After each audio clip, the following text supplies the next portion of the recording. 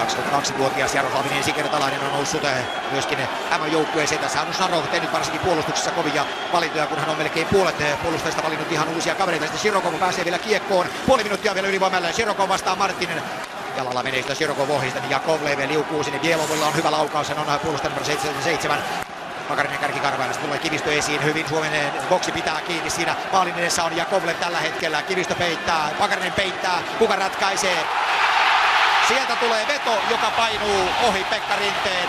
Sergei Shirokov tekee 1-0 ja nyt se ylivoima sitten tuottaa tulosta. Ainoastaan 15 sekuntia on rangaistusta jäljellä, kun Sergei Shirokov tekee Venäjälle 1-0. Ja mikä pahinta tietysti, aivan naurettavasta tilanteesta tullut Miikka Salomäen rangaistus maksaa Suomelle nyt maalin. Ja sen maalin tekee siis Sergei Shirokov ja se on 4. maali hänelle tässä turnauksessa.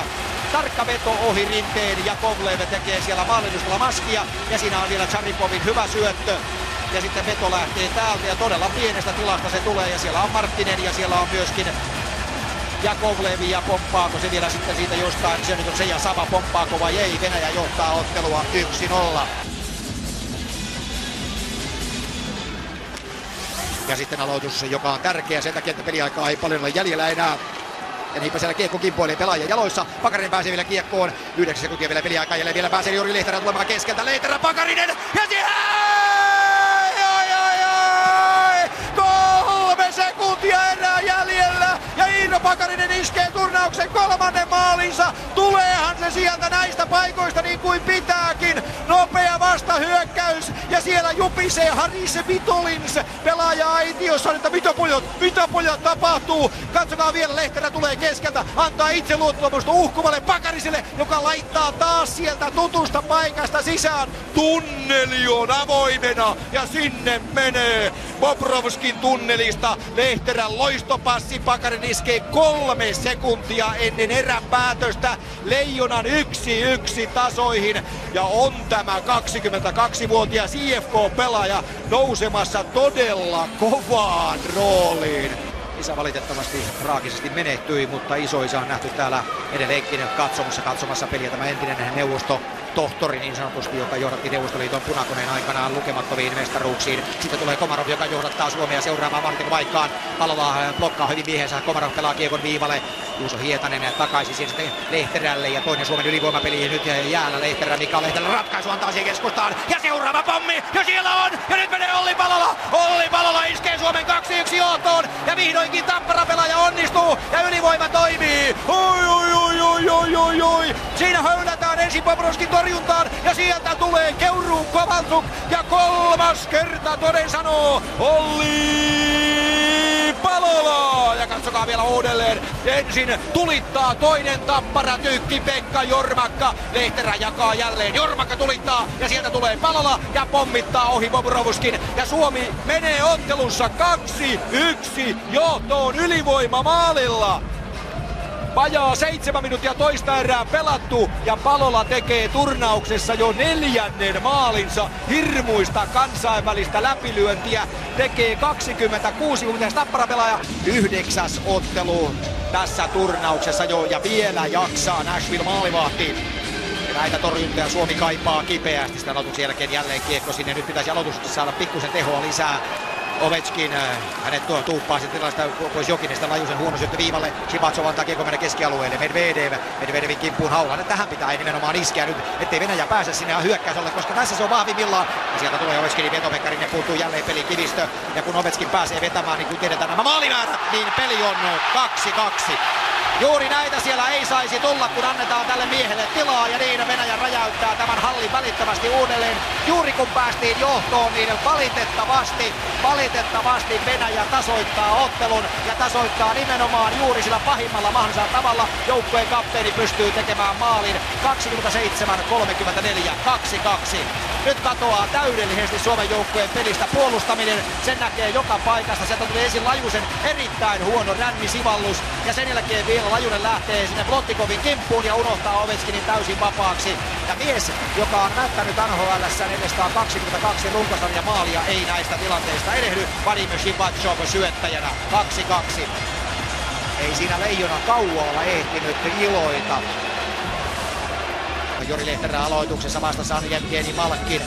Eli tästä Lehterä pois aloituksesta. Nythän tässä tuleekin tiukka paikka. Sitten joudutaan nimittäin laittamaan puolustajista Atte Ohtamaa aloitukseen. Tämä taitaa olla Ohtaman uran ensimmäinen kerta. Ohtamaa kuitenkin ei siinä mitään mahda. Niinpä pääsee Ovechkin välittömästi kiekkoon. Ja sitten jälleen lähtee pyörimään. Ja kuka on se venäläis ratkaisee, joka haluaa huudattaa yleisöä. Ovechkinille haetaan paikkaa. Ovechkin katselee sillä vetopaikkaa. Hyvä poikittaisyöttö yritys. Siihen Lehterä pääsee väliin. Muutama sekunti vielä viillään. 3 vastaan Venäjä hakee maalin kulmalle. Sitten Tsariboville tulee kiekko. Kohta saadaan 4 kenttäpelaajan jäälle. Tsaribov antaa sinne Malkin. Malkin vetää. Ja Malkin vetää pelin 3-2, ja onko siinä juuri niin, että Suomi ei tule edes täysilukuiseksi, joten Venäjä pääsee vielä höyläämään ylivoimalla. Näin se maksaa Suomelle valtavasti tämä rangaistusten ottaminen. Jevgeni Malkin 3-2. Ilmiömäisesti Suomi taisteli viillään 3 vastaan, mutta nyt mennään sitten katsomaan tietysti sekuntikelloa, että mikä se tilanne on. Maalin syntyaika katsotaan, ja sitten katsotaan, miten tuota Kontiolan rangaistusta vielä on sitä 41 sekuntia jäljellä. Ja nämä pelaajat tietysti, kun he pääsevät, kyllä tässä nyt tietysti tulee tämä maailmanluokan pelaajien taito esiin, niin Ovechkinin kuin Malkininkin, kun tällaisia kavereita siellä kentällä on, niin kyllähän ne maalit tekevät, mutta ennen kaikkea he tekevät ne vain erikoistilanteista. Jälleen on leijona selällään hetken aikaa, kun numerot ovat Venäjälle 3-2. Ja se Suomen suurin synti tässä turnauksessa, rangaistukset, ne ovat koituneet tässä erässä nyt kohtaloksi. Eli nimenomaan Tomi Sallisella. Ja vielä aloitussa Bieloville. Bielov pääsee taas pelottavasti tykittämään. Pikkuisen menee ohi maalin. Huhtala kimppuun. Ja nyt päästäänkö siitä iskemään? Päästään. Kiekko pois omalta alueelta. Ja selkeä kun 15 minuuttia peliaikaa jäljellä. Sitten pitää lyödä kaikki voimat kehiin, mitä vain ikinä löytyy. Se tekee Ohtamaa nyt jo. Tsaribov kuitenkin kiekkoon pääsee ensimmäisenä. Ja jälleen pääsee professori vielä pyöräyttämään sinne kertaalleen. Sitten tulee Tsariboville vetopaikka. Ja tämän Venäjä osaa.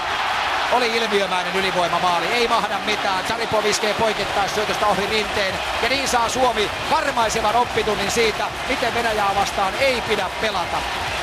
4 maalista Venäjä on survonut 3 ylivoimalla, ja siitä viimeisin näytö oli kyllä sellainen, että ei se jätä jossittelulle sijaa. Dennis Tsaribov pääsee poikittaisyötöstä iskemään ajassa 44-24.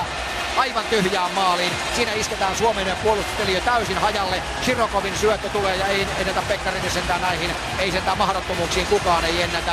Ja näin sitten tyhjään maaliin pääsee iskemään Tsaribov ja iskee ylös niin kuin tietysti huippupelaajan pitääkin, vaikka Rinne on mukana tilanteessa. 4-2 ja nyt on kova paikka Leijonalla. Näitä vihelyksiä, joita pitäisi sitten rohkeasti viheltää tämän 14 000 yleisön edessä silloin, kun sillä koukulla vedetään miestä nurin.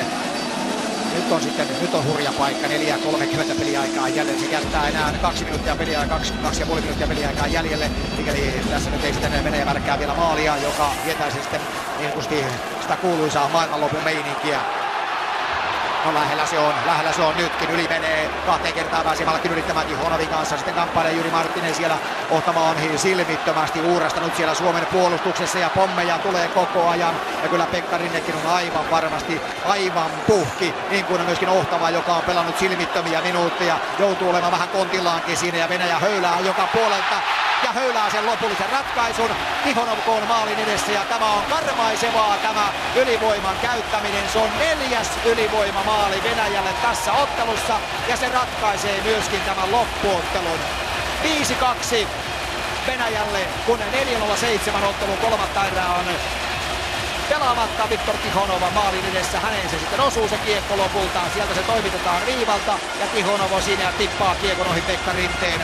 Ja saman tien Tihonov lisää pörssipinnamäärää, se vielä yhdellä. Kutuzov toimittaa kiekkoa maalille ja Tihonov pystyy naputtamaan siitä Pekka Rinteen nenän edestä. Peli on 5-2. Ja yhtenä pelinä jälleen historiaan siitä, mitä tarkoittaa ylivoimapeli.